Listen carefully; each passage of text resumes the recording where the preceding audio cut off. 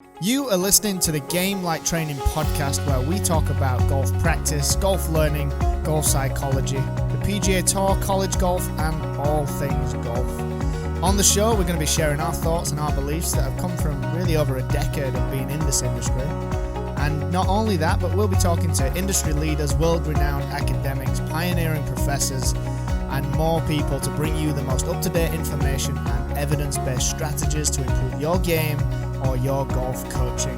Hey, I'm one of your hosts, Matthew Cook. And I'm your co-host, Iain Highfield. And to get started, I just want to say that we love golf and we love helping people.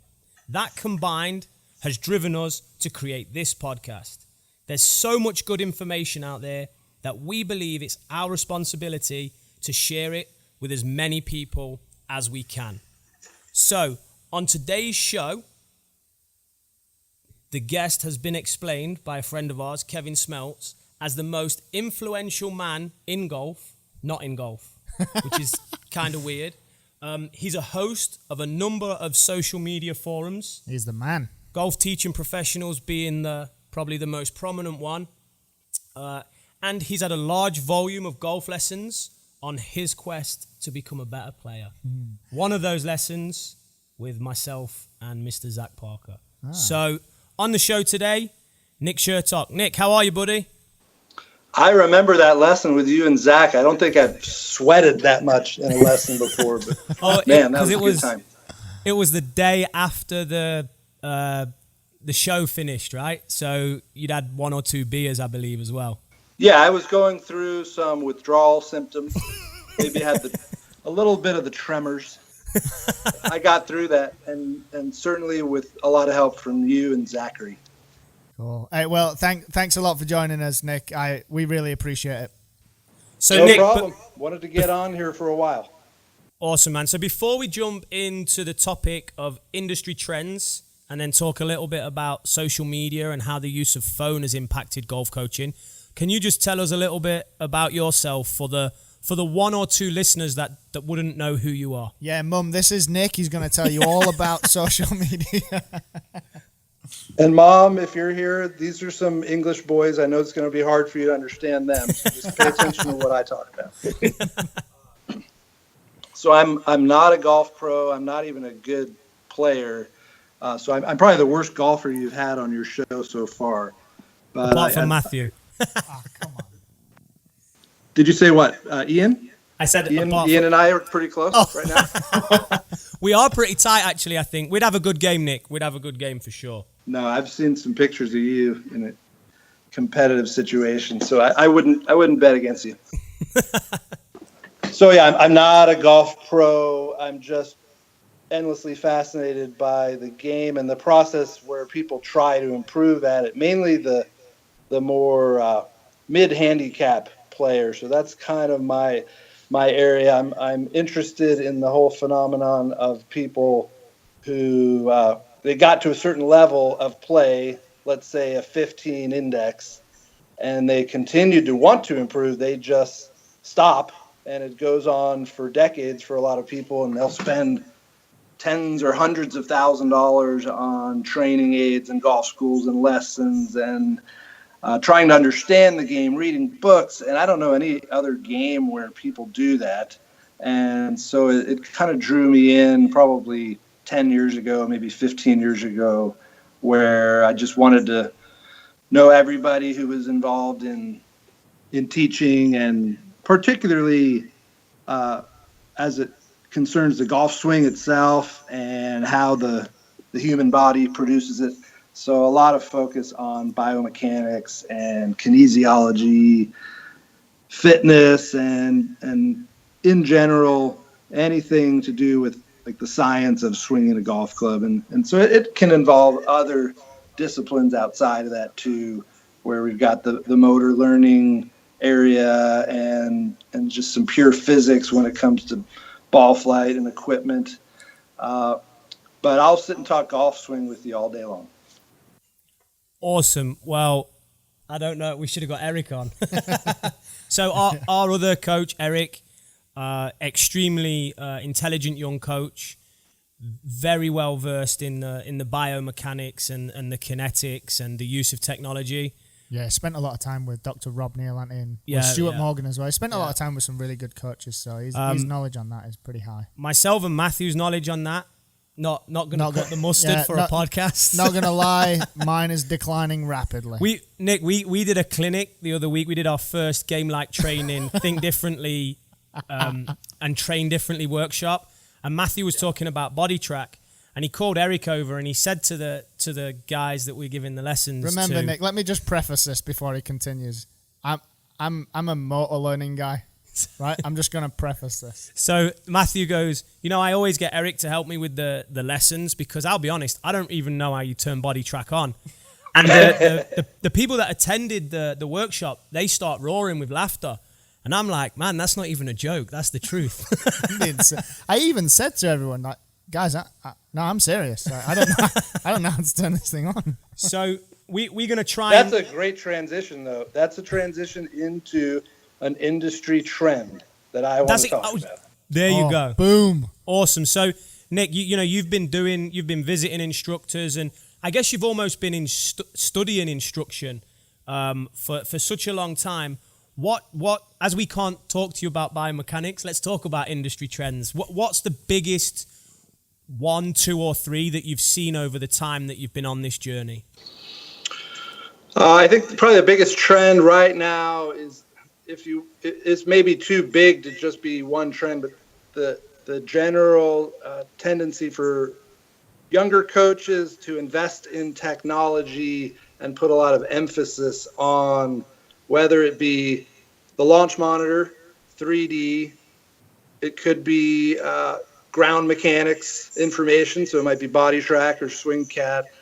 And so really those areas have seen such tremendous growth since 10 years ago when I started, when I remember, there was K-Vest had a booth at the show and TPI was there, but you didn't have like a huge section of the floor of the PGA show that was all about new tech and exercise related and kind of the combining of those two. So something like a body track is eventually, and it comes from the sleep industry. Actually, it was from measuring people who were in the hospitals and they were getting pressure sores, and then it had a golf application because golf is a sport where it will often be the first sport that a company will get into when they try to roll something out for athletes. And, eventually it's going to probably be more of a big fitness application. So bottom line on trends, I see technology as a big one. And one of the kind of conversation topics that come out of that is, are people buying things that they don't know how to use? Are a lot of tools being purchased in the same way that someone might go out to the mall and buy something? It feels good to buy something. You feel like you're showing everyone that you're serious about what you're doing. Maybe you don't want to miss out on what somebody else has, and it's that after the purchase, I worry that a lot of people have tools like this and they just never learn how to use them, or they say that it's actually worthless. Like, I know people who bought these things, didn't use them, and they're like, oh, body track doesn't do anything. And I come to find out they just never started using it. So that's a big one. I mean, and I'm sure you could speak to some of the motivations of what leads someone to go buy something like that, and then what leads them to not try to actually incorporate it into anything that they do. So where do you think that the responsibility lies there? We have a good relationship with the body track guys, and we're actually producing some content for them. So the coach that I just mentioned earlier, Eric, who we work with very closely, he's actually going to be producing content for body track. And this was one of the reasons why. And body track has a great certification that I've actually, in full disclosure, I've promoted the body track certification quite a bit, and I think it's really good. It's Blackburn and Sasha McKenzie together. It's several hours of content.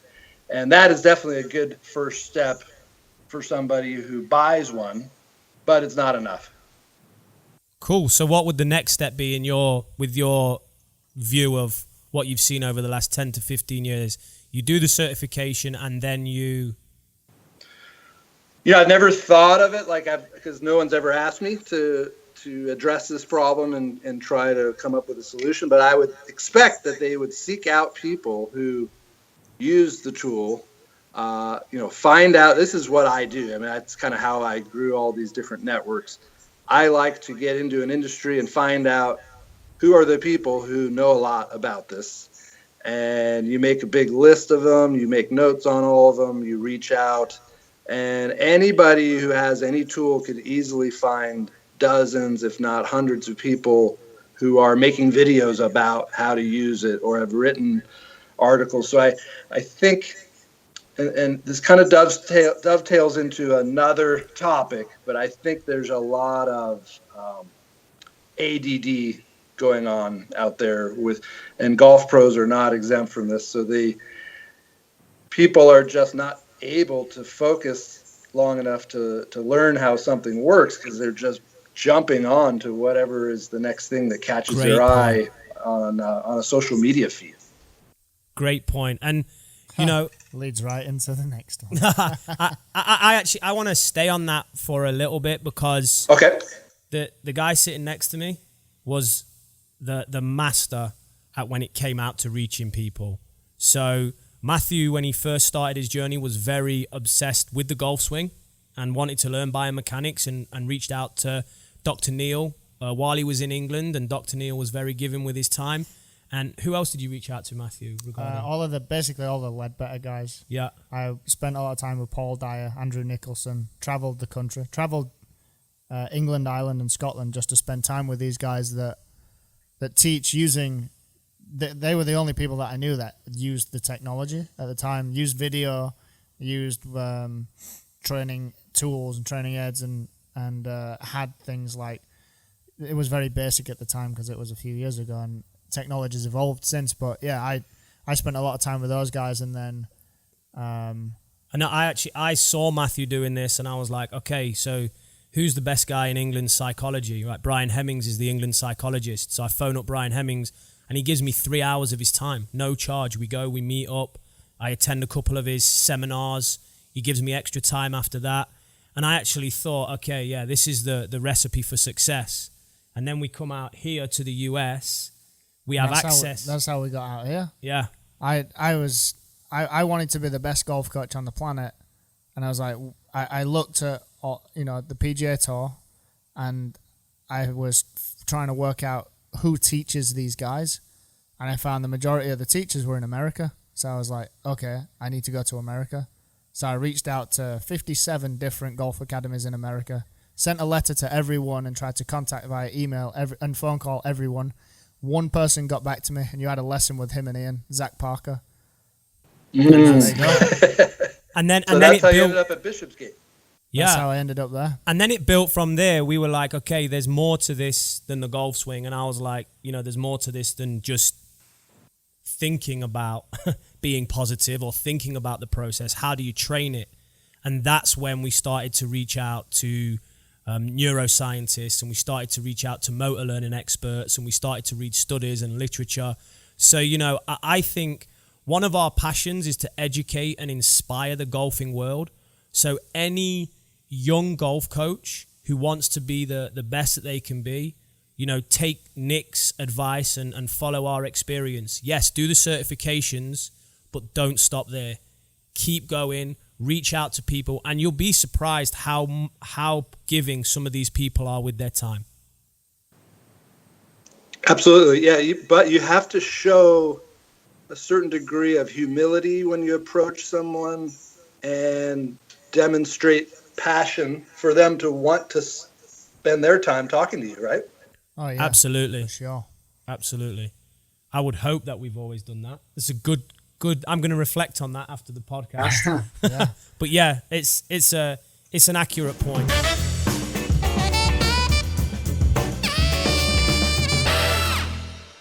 guys. Hope you're enjoying the podcast. The game of the week this week is 2-2-1 putting. So 2-2-1 putting is exactly what the name sounds like. So you're going to set up a 9-hole course, 2-putt, 2-putt, 1-putt, 2-putt, 2-putt, 1-putt. Level 1 of this game is you're going to try to see if you can get through this with a score of even par. Level 2, if you can get through that, you're going to challenge yourself by if you leave a putt short on the 2 putts, you have to drop back a putter length. Also, if you don't complete a 2-putt in 2 putts, start over on hole number 1, and the same goes for the 1-putts. If you don't make a 1-putt, start it all over again. Now, when setting this up, make sure that the 1-putts are within 6 to 12 feet, so a makeable range, and then the 2-putts are going to be 20 feet and outside. You can choose how hard you want to make that. See if you can get through 2-2-1 putting. Now let's get back to the show.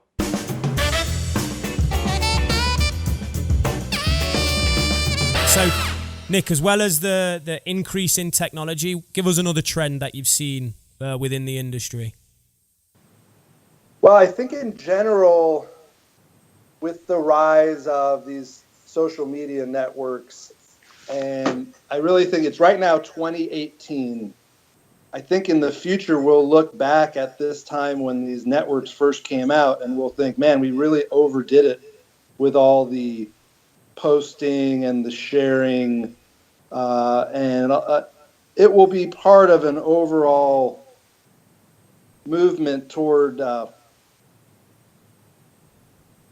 think people will ratchet down their consumption in particular of it. A lot of people who don't put anything out there, they spend a lot of time consuming it to where it would be so hard to improve at something to where I have 3 children and I watch how hard it is for them to just sit and practice an instrument for 10 or 15 minutes compared to when I was young. All you really had was TV that could compete with whatever the thing you were trying to work on. So I think as an overall trend, social media, I think it probably makes it harder for people who want to learn golf to stick with one idea because they're constantly seeing alternatives. Like if you're a program hopping type person, whether it be in your exercise or in what you're trying to work on in your game, then like Instagram would be just a nightmare because it's constantly offering you what seems to be another different, better way of doing it or thinking about it. And just, I mean, imagine, I was talking to my good friend John Hardesty about this a couple weeks ago. Imagine if you were trying to really work on your game at a Top Golf Friday night, 11 p.m., right in the middle of that environment. That's what it feels like right now to me when everybody's on social media all the time. You feel like you're always like performing and you're never really like, you know, that expression wood shedding. You've heard that like for a jazz musician. It meant like you go out to a woodshed and practice where there's nobody, no person who can hear you, nothing to do. And some people talk about like going into the basement. Like I'm going to head in the basement for a couple of weeks. So it's something that social media, I think, is really affecting, especially children's ability to do. So if you're a golf pro, I think you got to notice the attention spans shrinking. The commitment to practice has gone down. And then for the pros themselves, I think it's hard for a lot of them to like commit to ideas of someone that they're trying to learn from when every corner that you turn around there's someone and you have the people who, you know, might get on social media and talk trash about somebody else's ideas. And so what if they're talking trash about your coach and now you're questioning, like, what am I learning? Am I learning the right thing? And that was just not an issue. And that's not an issue in a lot of other sports right now. But with golf instruction and social media, it can make people really have a hard time just committing. That's a good point.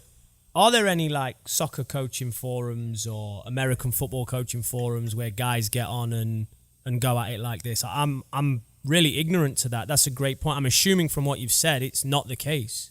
Yeah, I've asked around and there's really not, from what I've what I've talked to track coaches, volleyball coaches, soccer, baseball, and we'll get to talking. A lot of them are golfers, and they seem to understand like why pros don't necessarily all agree with each other.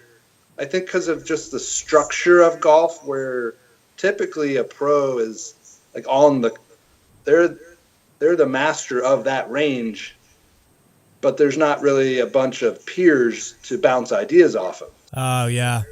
They're like physically separate because you're not going to stick all the golf courses all together. Whereas I think a lot of the team sport coaches, they generally like share off of the same playbook, and there's just far less study and thought that has been put into like most of those other sports compared to golf. If you look at just the literature, just the sheer number of books that have been written, at least on like helping the individual. Maybe soccer has a lot of books on like strategy, but there's not been 3,000 books on how to kick a ball. But there's probably been 10,000 on how to swing a golf club. I don't think there's X number of steps to a golf swing either, or X number of steps to kicking a rugby ball, or X number of positions for throwing a football. No, I mean, when you go deeper into the biomechanics research, you will see like the pattern of just gait. So walking, there's actually like a certain number of there's phases to the gait cycle that only like someone who's studied biomechanics would even know about it. So I have seen that like in soccer, that there have been scientists that have broken it down.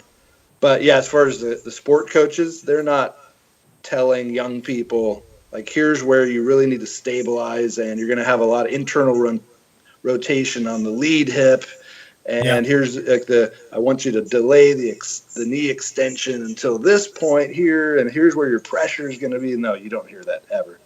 I agree from my own personal experience. I played rugby from the age of 8. The first time I ever got put on camera for kicking was 13, 14 maybe years old. So I've played for a while, and that was with Dr. Dave Allred, who is now an MBE, and he was coaching Johnny Wilkinson. So you only got that if you achieved a high level of performance at a young age. It wasn't like every coach was using that. So I 100% agree. And then going back to another point that you made that I completely agree with is not having other coaches to bounce ideas off. So, you know, I'm engaged in your forums. And when I first came to America, I didn't know anyone. And I wanted to know if what I was doing was good. So I asked the question. I made a few posts on your forum. What does everyone think of this drill? And it was genuinely, I wanted feedback. And I remember the first person I engaged with was Michael Michadelis. And he gave me feedback, and we spoke. And I ended up visiting his college team and working with his college team. So, you know, I have a slightly different view of the forum. When they get a bit of a bad rep from certain people, or when people engage in a negative way, my own personal experience has always been positive because I wanted that feedback, and I posed the questions asking for feedback. And again, you know, that would be another thing for a young coach. I guess if we're talking about industry trends and how that's going to affect young coaches coming into the industry, it's do the certifications, ask the leaders in that area if you can spend time with them, you know, through being humble. And then also, if you are going to post on a social media forum, gain feedback, because there are so many excellent coaches on those forums that will look at stuff you're putting out, very successful coaches. So I think it provides an opportunity. Yeah, the forums, they will naturally evolve or maybe even devolve over time. It's the nature of any online forum where it grows and it gets good, and then at a certain point the smartest people start to either leave or they get really quiet. And then the louder people, the more confident people tend to take over, and that'll drive away more of the cautious, intelligent, but shy contributors. And what I found with the Golf Teaching Pro Forum is that a lot of those people that never post, they still are paying attention because they tell me every now and then. I might hear from someone that I haven't talked to in 2 years, and they'll say, I watch all the threads, so I do want to make sure that I'm up to speed on new stuff. But you get out of it what you put in, and you decided to make a video, and it was somewhat unique as far as your training methods. And so I think that helped you get a lot of traction early on, where a lot of people were interested in what you were doing. Yeah. And it was definitely like shaking things up compared to just teaching players in that traditional stationary environment, no real challenge, nothing that feels anything like pressure. And so that topic of, I know motor learning is a separate topic from like mental performance, but I think you guys kind of bridge them together pretty well. Overlaps. And that's been a hot one in the last couple of years. Yeah, absolutely. Absolutely. So, Nick, you've given us, I think we've got time for one more right here. You've given us two industry trends. Do you have a third one? Yeah, the first so one was I just technology. transitioned into it. I think the third one is people trying to figure out how people actually do learn to make a change. Whoa. And so now we're if you in. want to call it, if you want to call it motor learning, I think Extend the podcast by an hour. Let's go. No, I see that as well, but carry on, continue. I started noticing it with probably 5 years ago, where you started hearing a lot about internal versus external. And there have always been pros out there that have talked about like the conscious mind and the cognition and how slow that was compared to the reactive mind or the subconscious mind. And so I think that in the last few years, a lot of coaches have gotten into studying, how do I access, it was probably the talent code that really kicked it off, because I remember reading that. Yeah. I agree. That was the first one I read. It really got a lot of coaches thinking, and people who teach music or any other kind of skill that involves moving your body in a complex way. And so since everybody kind of has a sense of what old-fashioned learning was like, and it was just a lot of repetition, it was rote, and it wasn't really taking into account, is it working? It was just, if you learned to play piano in Russia, you were going to practice 6-7 hours a day, and if you didn't cut it, it's kind of like the military, where they weed people out early, so they never show a bad record, because everyone who still remains, they're the ones who didn't get broken. So I think with golf, it's always been this weird mystery of like how so many people can spend so much money and time trying to get better at it.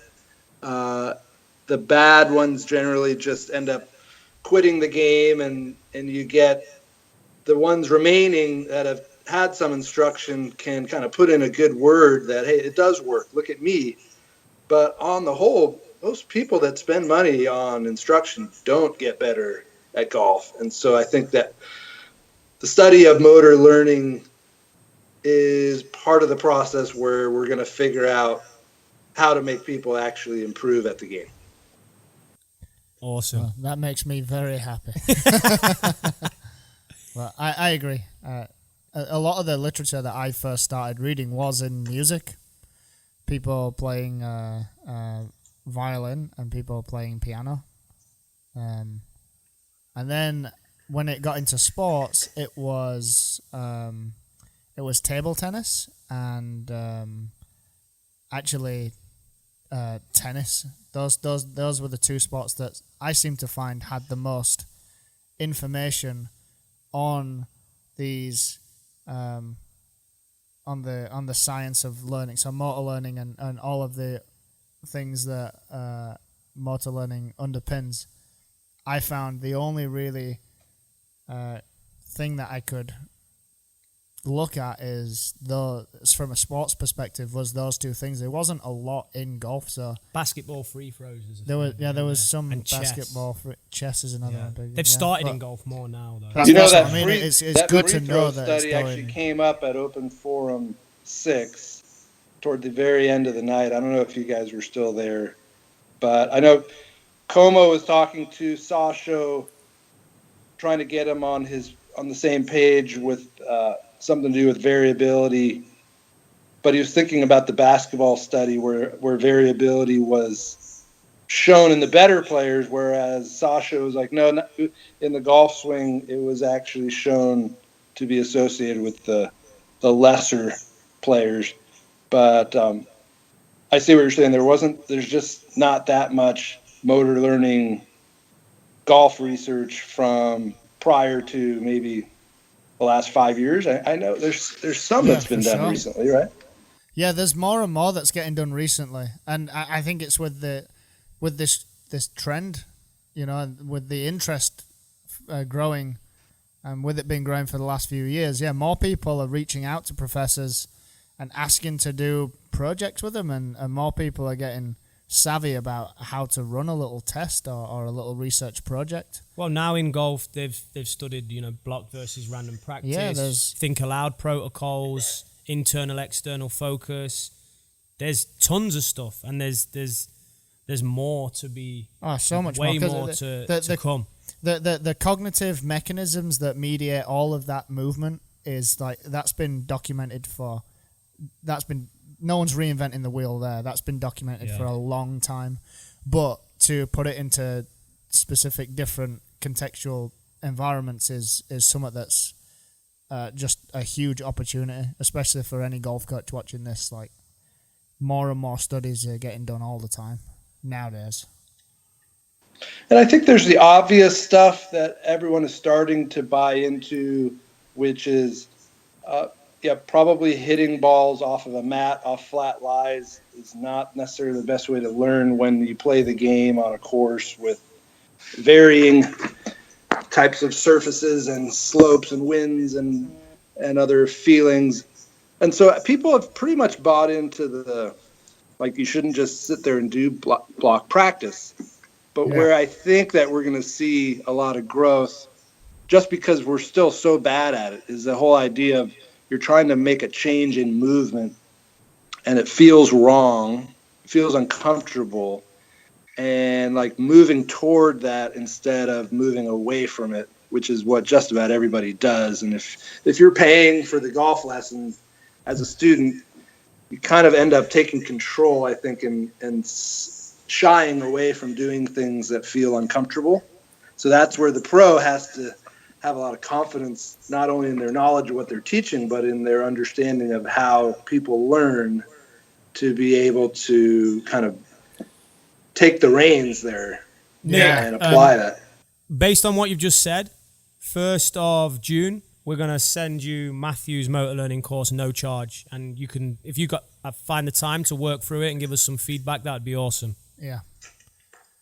I would love to do it. Yeah. My challenge is really time. Getting out into that environment requires, having a break from either work, the kids. I've got 3 young ones, 3 girls, 11, 8, and 3. And so when I do practice, I end up being forced to be in that driving range environment just because it's efficient. Yeah. And I think that's how driving ranges came to be, for safety, number one, and number 2, as a way of making money. You can do a lot better by let a bunch of people line up on one side, hit balls out into an open field. We'll sell by the ball, and that's a business model. Couldn't agree more. But then hopefully Matthew's course and the stuff that we can do, we can influence some golfers to just use that environment a little more effectively. We hope.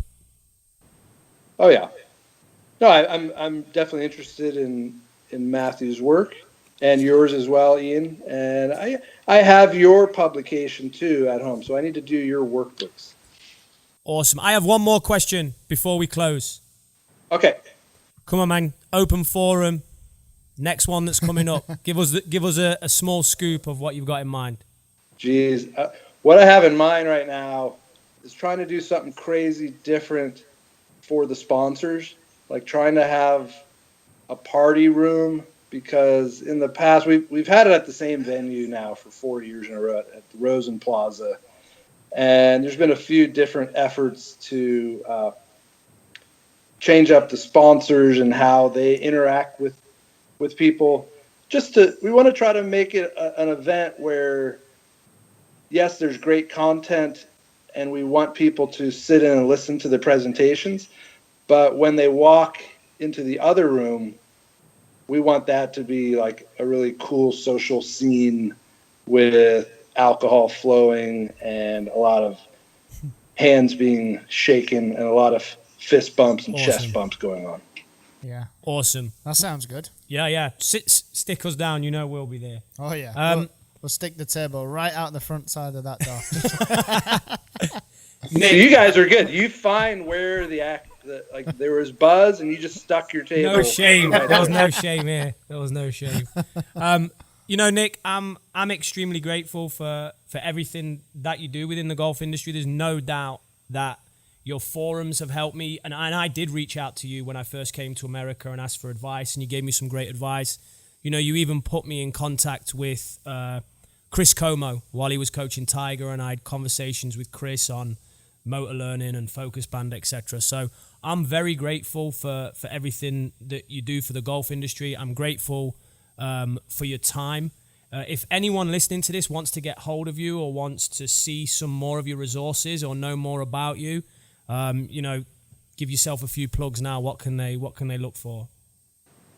Okay, well, I have my own podcast. Actually, it's gonna be relaunched very soon as Golf Progress Radio.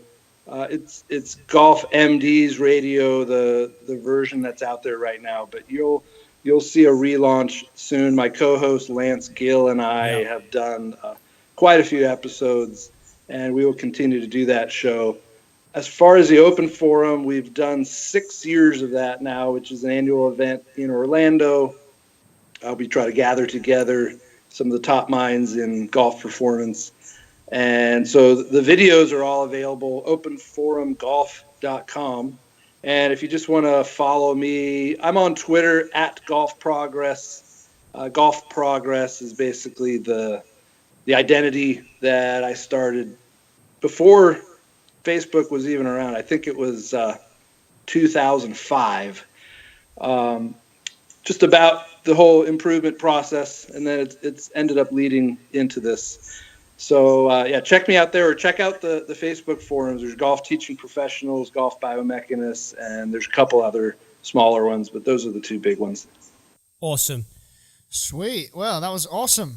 Thanks a lot again, Nick, for joining us. I'm sure people listening or people watching will get a lot out of this. But Ian, I'm excited. I'm pumped about the topics. And I think we're going to give some pretty badass content to all of our 3 or 4 viewers. Hope you enjoy it, Mum. Hey, Mom. Hey, Mom. I told you to stay in the truck, Mom. If you want to keep up to date with us, subscribe to our mailing list, gltgolf.com/podcast radio show. Follow us on SoundCloud or just like any of our social media channels. Twitter is at GLT Golf. Facebook is at Gamelight Training Golf.